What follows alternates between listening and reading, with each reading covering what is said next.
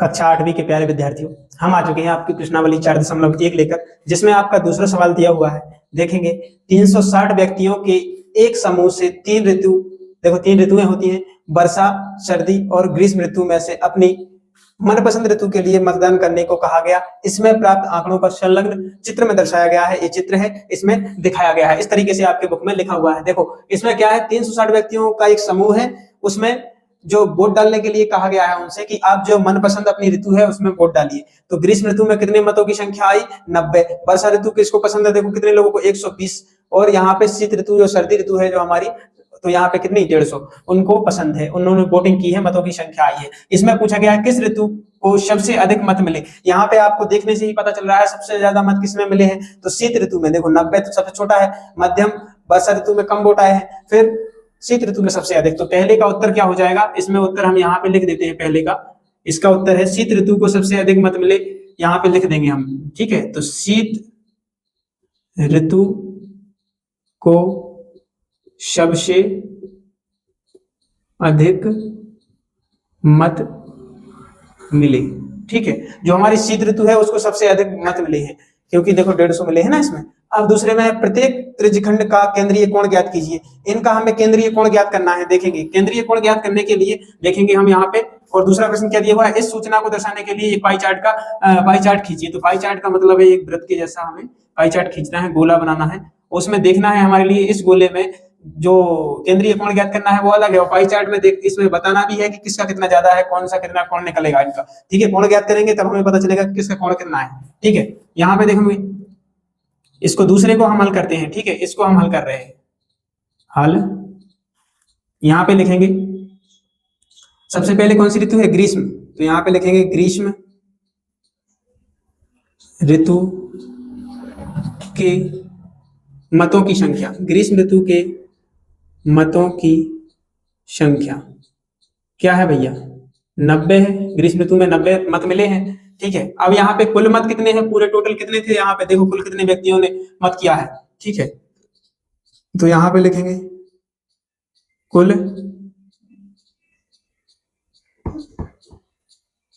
मतों की संख्या। ठीक है, कुल मतों की संख्या हम क्या निकालेंगे भैया? 90 प्लस 120 प्लस 150, 150। ठीक है, ये वाला। तो यहाँ पे टोटल कितने हुए? 360। ठीक है, ये सारे जोड़ दिए तो 360 हो गए यहाँ पे। अब हम यहाँ पे लिखेंगे मतों की संख्या। मतों की संख्या, मतों की संख्या क्या हुई भैया?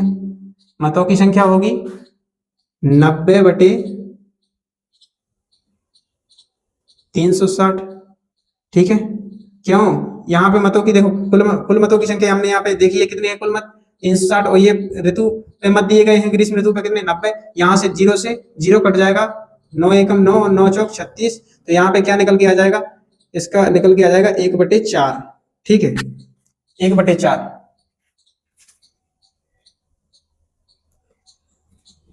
अब यहाँ पे ग्रीष्म ऋतु है जो दी हुई है, इसका केंद्रीय कोण ज्ञात करेंगे हम। यहाँ पे लिखेंगे ग्रीष्म ऋतु का केंद्रीय कोण। केंद्रीय कोण, ग्रीष्म ऋतु का केंद्रीय कोण क्या हो जाएगा भैया? क्या निकला है हमारा? ग्रीष्म ऋतु के मतों की संख्या 1/4, और केंद्रीय कोण कितना होता है? देखो कोण पूरा कितना डिग्री का बना होता है ये पाई चार्ट? 360 का होता है ये गोला।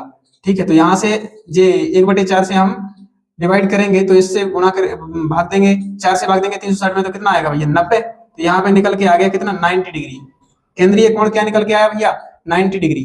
तो यहाँ पे इसके लिए ग्रीष्म ऋतु के लिए केंद्रीय कोण बनाएंगे 90 डिग्री। तो ग्रीष्म ऋतु की हम इसमें पाई चार्ट में भी बना देंगे। ये है ग्रीष्म ऋतु के लिए, ग्रीष्म ऋतु। ग्रीष्म ऋतु ना लिखें तो ग्रीष्म लिख दो, और यहाँ पे 90 डिग्री लिख सकते हैं। ये कोण बन गया 90 डिग्री। ठीक है, यहाँ पे जो अगला कौन सा ऋतु दी है? वर्षा ऋतु दी गई। तो यहाँ पे इसके लिए भी हम यहाँ पे देखो यही भाषा लिखनी है हमारे लिए। यहाँ पे बनेगा नहीं, इसलिए हम इसको मिटा सकते हैं। देखो मिटा के फिर बता रहे हैं यहाँ पे क्या लिखना है। देखो हम इसको मिटा रहे हैं यहाँ पे, क्योंकि बनेगा नहीं है इसलिए इसको मिटा रहे हैं, दोबारा कर रहे हैं, क्योंकि ये ग्रीष्म ऋतु का तो सही है। अब इसके बाद में हमें करना है वर्षा ऋतु का। तो यहाँ पे हम लिख सकते हैं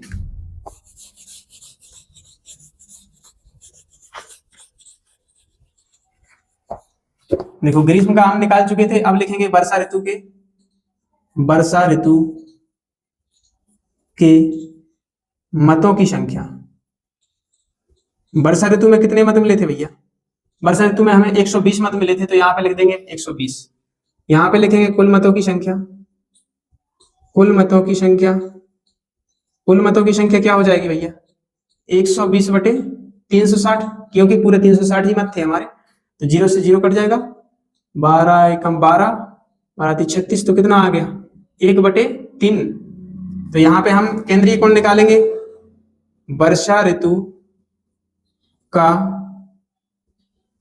केंद्रीय कोण, ठीक है, वर्षा ऋतु का केंद्रीय कोण बराबर क्या निकालेंगे? 1/3 गुणा क्या करते हैं? 360। केंद्रीय कोण निकालना है ना पूरे का, तो 3 से हम इसमें डिवाइड करेंगे। 3 एकम 3 और 3 दूनी 6, 120। यहाँ पे कितना निकल के आया इसका केंद्रीय कोण? 120 डिग्री। ठीक है, तो यहाँ पे 120 निकल के आया, तो पूरा ये कितने का होता है? 360 का। अब यहाँ पे हमें निकालना है, देखो 120 का ये निकला है, तो हम यहाँ पे 120 का इसको यहाँ पे ऐसा कर सकते हैं, ये वाला 120 हो गया, कौन सा? वर्षा ऋतु का। ठीक है, वर्षा ऋतु का हमने निकाल दिया केंद्रीय कोण ये वाला। अब यहाँ पे अगला बचा हुआ है कौन सा? शीत ऋतु का। हम इसमें लिखेंगे, बनेगा नहीं भैया, इसलिए हम इसको मिटा के फिर कर रहे हैं शीत ऋतु का। ठीक है, यहाँ पे देखेंगे मिटा के, ये आप वीडियो बंद करके इसका उतार लिया करो, फिर उसके बाद में आप दूसरा देख लिया करो। ठीक है, इसमें बन नहीं रहा है, इसलिए हम इसको मिटा रहे हैं।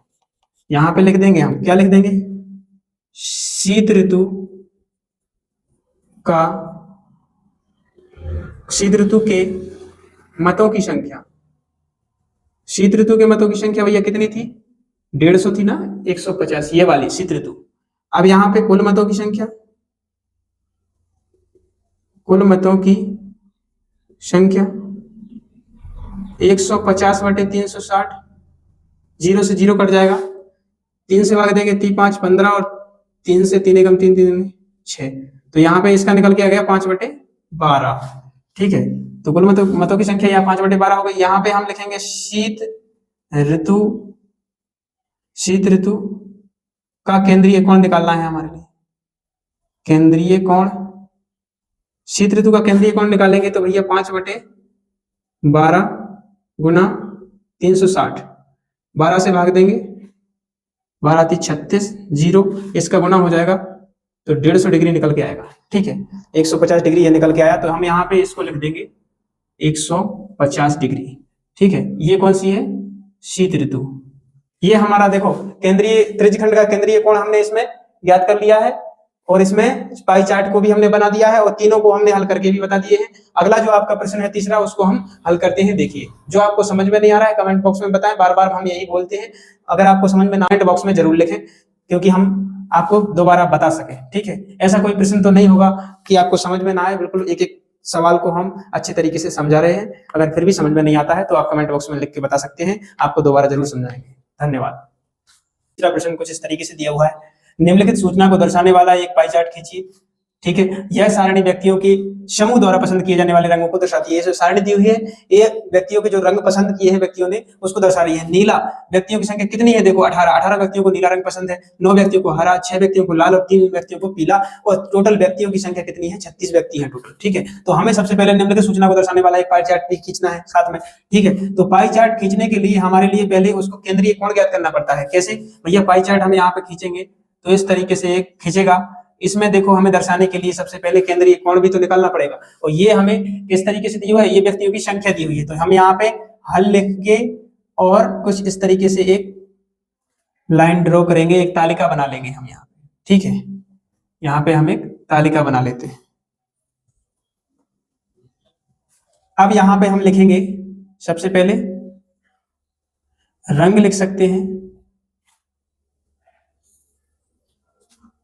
इसमें लिखेंगे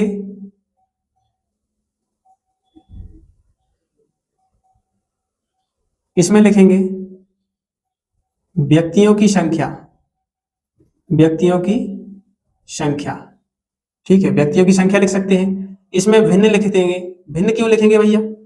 क्योंकि जब हम केंद्रीय कोण ज्ञात करते हैं तो भिन्न लिखना हमें बहुत जरूरी है। सबसे पहले उसको हम भिन्न में ही बदलते हैं, तब जाके हमें केंद्रीय कोण प्राप्त होता है। ठीक है, तो फिर हम यहाँ पे भिन्न लिख लेंगे और इसमें लिख देंगे केंद्रीय कोण, जो निकल के आएगा। फिर उसके लिए हम इसमें चार्ट में बनाएंगे। ठीक है, तो यहाँ पे देखेंगे सबसे पहले कौन सा है, नीला रंग है, तो यहाँ पे लिखेंगे नीला। और कितने व्यक्तियों की संख्या है, 18। यहाँ पे देखिए हरा लिखेंगे, कितना है, 9 व्यक्तियों की संख्या है। फिर यहाँ पे लाल लिखेंगे, लाल कितने हैं भैया, 6 व्यक्ति हैं। फिर यहाँ पे पीला लिखेंगे, पीले कितने रंग, पीला रंग कितने लोगों को पसंद है भैया, 3। ठीक है, तो यहाँ पे देखो इनको भिन्न में बदलेंगे। देखो भिन्न में क्यों बदल रहे हैं आप बोलोगे, तो केंद्रीय कोण ज्ञात करने के लिए, इसमें हमें पाई चार्ट देने के लिए पहले केंद्रीय कोण निकालना पड़ता है, और केंद्रीय कोण निकालने के लिए हमें भिन्न में लाना पड़ता है। और भिन्न में हम लाते कैसे हैं, क्योंकि ऐसे लाते हैं भैया, इसमें जो पूरा गोला होता है, जो हमारा वृत्त बनता है, तो 360 डिग्री का होता है। तो यहाँ पे हम 18/360 भी तो कर सकते हैं भैया, लेकिन 360 नहीं कर सकते भैया।